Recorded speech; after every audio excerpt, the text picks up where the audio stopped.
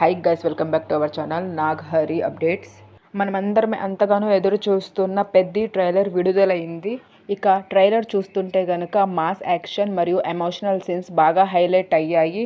ఇక పర్సనల్గా నా ఒపీనియన్ ప్రకారం చూసుకుంటే గనక ట్రైలర్లో యాక్షన్ సీన్స్, ఎలివేషన్స్ మరియు విజువల్స్ చాలా పవర్ఫుల్గా కనిపిస్తున్నాయి. ముఖ్యంగా హీరో లుక్ మరియు బ్యాక్గ్రౌండ్ స్కోర్ హైలైట్ అయ్యాయి.